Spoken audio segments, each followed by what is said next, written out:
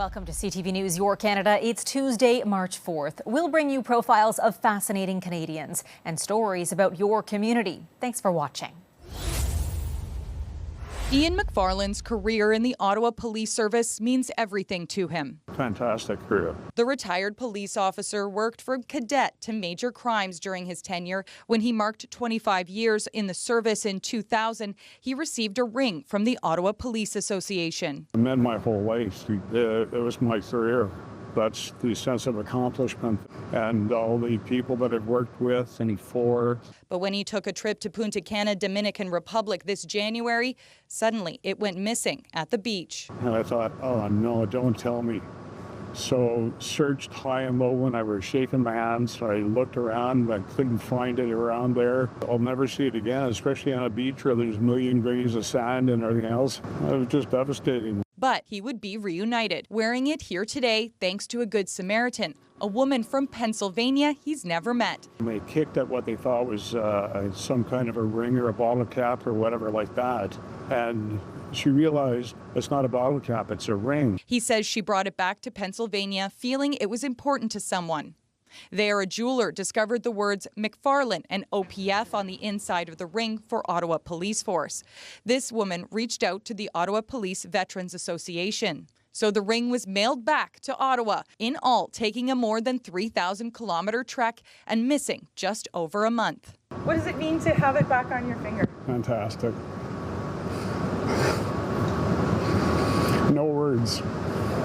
And while he hasn't yet had the chance to meet or speak to the person who performed a miracle for him, he says he's grateful. Neighbors take care of neighbors. That's basically it. Whether you're from the States or from Canada, it doesn't matter. You're still neighbors. Kimberly Johnson, CTV News. Brett Garth was on the ski hill on Friday getting in his last training runs. On Monday, the 29-year-old was at the Calgary airport, getting ready to board a plane for Italy and the Special Olympics World Winter Games. He says it'll be special because his mom and dad and other family members will be there with him. My brothers is coming too, my cousins and my boys. And he said that he's skiing fast. Garth has accomplished a lot in his life. He was at university for 5 years. His mom knows this is another big accomplishment. Being in Special Olympics has just given him such opportunities that we have never even dreamed about. And like to think he's on his way to Italy to perform at a world event is just like mind-boggling, and we're so proud of him. Sarah McCarthy is competing in cross-country skiing. She's trained hard for this, even when conditions weren't ideal. Well, when we didn't have any snow, I did my training exercise bike. I did some weights and just did some running and walking. Just do my best and have fun. In all, 102 countries will take part in the Special Olympics World Winter Games. The athletes look forward to seeing old friends and meeting new ones. But make no mistake, it's also very competitive. Like, there's so much of a social thing, but what it is so genuine. There's nothing fake about this. The sports are real, the athleticism is real, and the personalities are fabulous. Go Team Canada!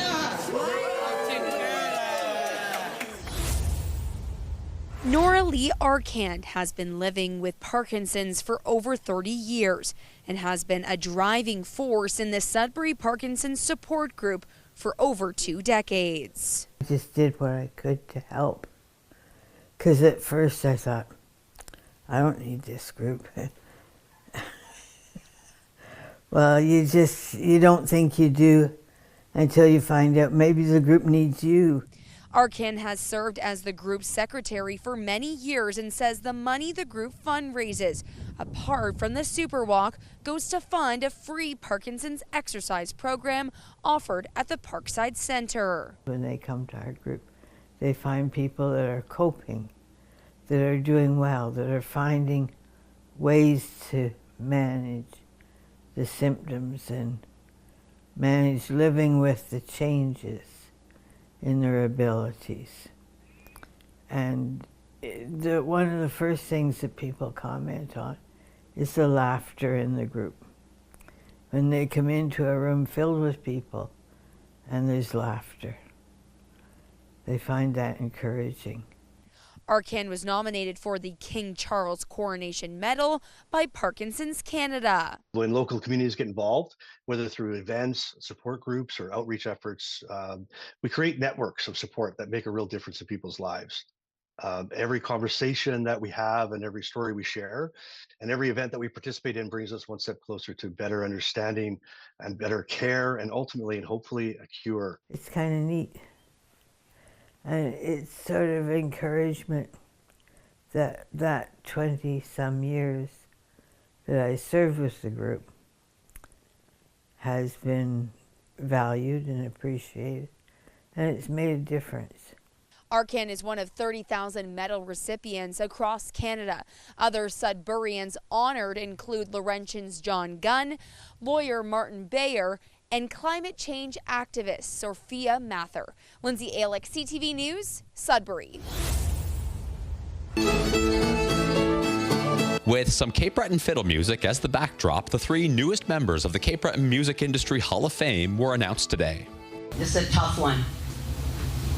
Emotionally. When I see the small boats, solid trucks rolling on the tide.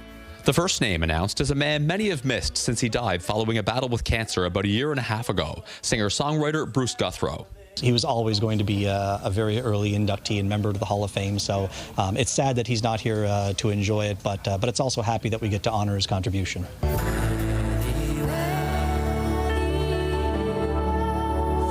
The next inductees also need no introduction.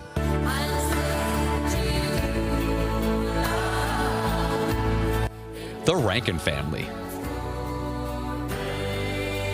This one's very special to my heart, and I know my siblings would feel the same. This is home turf. Other than feeling old, it's great. It's quite an honor. This year's third and final inductee has been hosting the radio show Celtic Serenade for the past 51 years. To walk into his basement recording studio is to enter a wall-to-wall library of the island's music over the past half-century. It's evolved over the years, and it still amazes me how popular it is. I'm being vain now, but how, and it's from all ages, from young people up to, like they say, from 9 to 90. It's the third year for the Music Hall of Fame. In previous years, they've inducted the likes of Rita McNeil, Matt Minglewood, and John Allen Cameron. One of the goals with the money raised is to put musical instruments into the hands of youth who might not otherwise have access to them. We need to develop the next generation of Cape Breton talent, so proceeds from the Hall of Fame go towards various community projects. The 3 latest Cape Breton Music Industry Hall of Famers will be formally inducted during a gala and live concert June 19th at Sydney's Centre 200. Ryan McDonald, CTV News, Sydney. The kids filed in one by one, anticipation mounting. We're looking for something cool that's going to happen. Then out the windows, superheroes appeared, hanging from Holland Bloorview Kids Rehabilitation Hospital. I've never seen anything like that.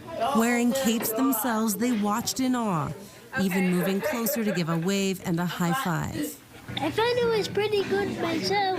This is part of Capes for Kids, a week-long fundraiser for the hospital that offers financial support for families, pays for research, and runs programs such as robotics and arts and music. This is our 9th year of Capes for Kids at Holland Bloorview, and we've already raised over $6.5 million, and this year we hope to add at least another $1 million to that total. The event was assisted by the Hanging Heroes, who, of course, also have a day job. This is actually their job in a certain way to inspect buildings and do construction work while rappelling. This swinging and flipping on the rope, though, an added touch of flair, giving the kids like Sophia Cacharo a break. It feels really good because I can just let all my stress of physios and stuff out, and I can just have fun. It reminded Elias Kaya of his favorite superhero, Spider-Man. He's climbing walls. He climbs walls. With his Spider-Man suit. And his Spider-Man suit. And his Spider-Man web. While Eddie McDonald's favorite superhero is the Hulk, he enjoyed the act. They were crashing into each other and all that stuff. And I thought it was pretty funny. The fundraiser runs until Friday. Allison Hurst, CTV News.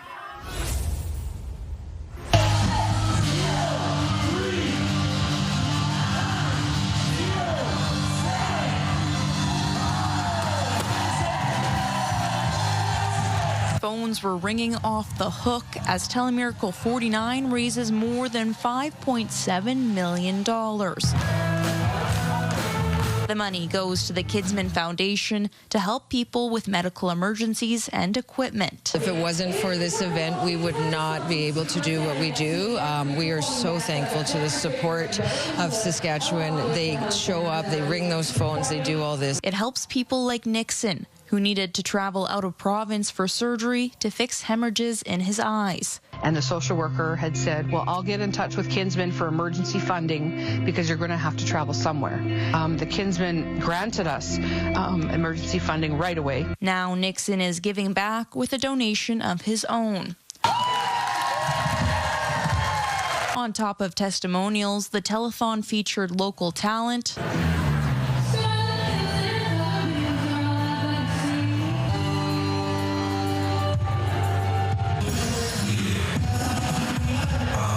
and national names.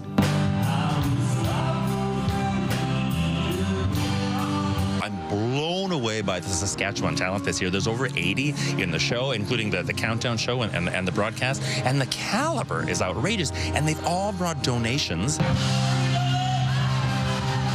A 20-hour show filled with emotion for viewers and volunteers. And a highlight for many, watching the donations grow. Seeing it get higher and higher is just an amazing feeling because you know that people are going to be getting what they need. While Telemiracle 49 has wrapped up, the Kidsman Foundation says donations are appreciated all year round. Stacey Hine, CTV News, Saskatoon.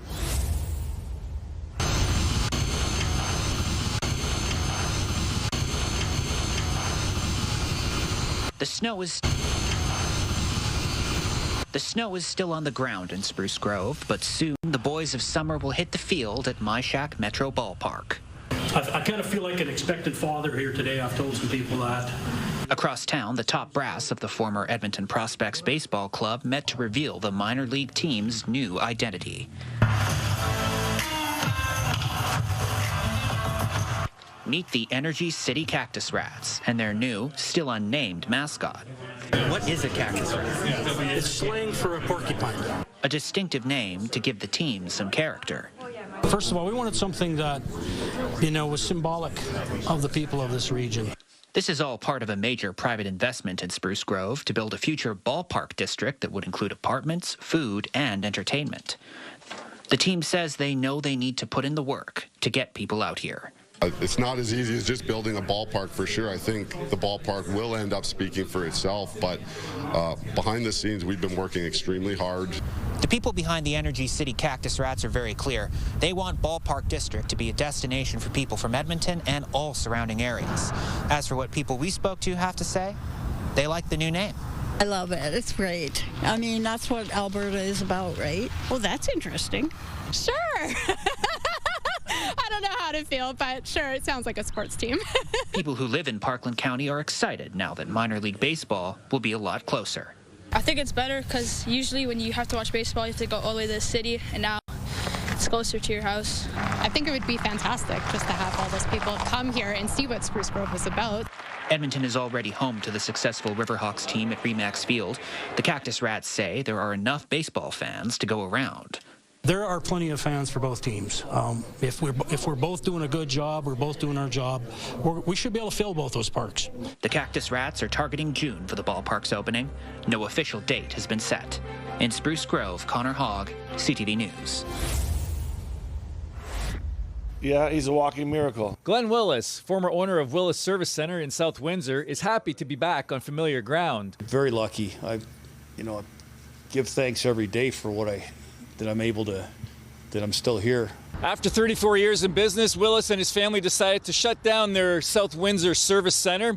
There was a big celebration with a lot of well wishes for the 63-year-old as he ventured into retirement. But the next day, things got weird and he ended up in hospital. Willis went to the shop the next day to clean up and was feeling nauseous and sick. My wife Eileen came home and saw me that I was pitch red, so she called EMS right away, and the next thing I know, I woke up in Hotel Dieu a week later. Diagnosed with a brain aneurysm, Willis was in an induced coma at Windsor Regional Hospital for a week before being transferred to Hotel Dieu Grace. Following a stint in rehab, Willis was home at the end of November. I felt really lucky when I got home. Ruptured brain aneurysms are fatal in about 50% of cases, according to the Brain Aneurysm Foundation. And of those who survive, 66% suffer some permanent neurological deficit. But that wasn't the case this time.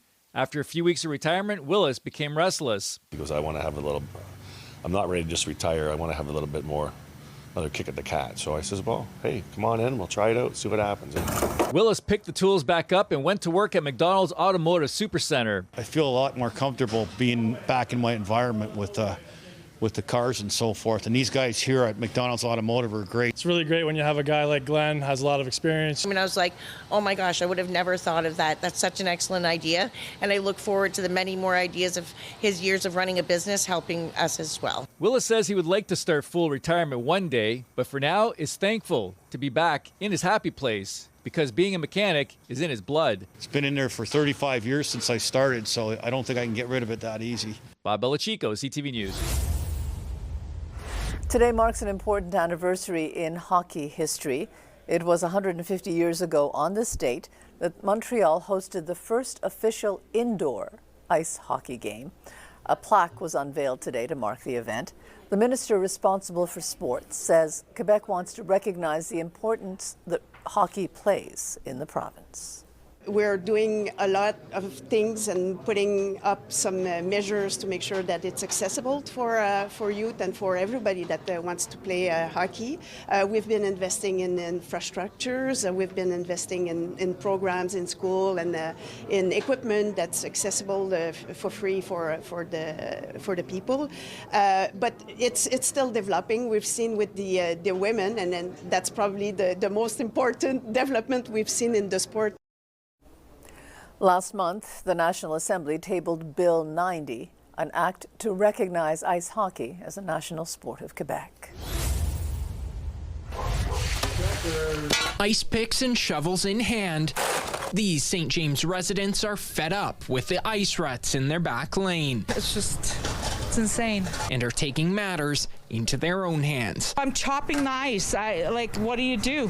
I look like I was at the side of the river here with all the ice. In the 30 years Glenda Willman has lived here on Marjorie Street, she says these ruts are some of the worst she's seen. These ruts are really bad. They're really bad. But our community here, as you can see, we're all out and helping each other out.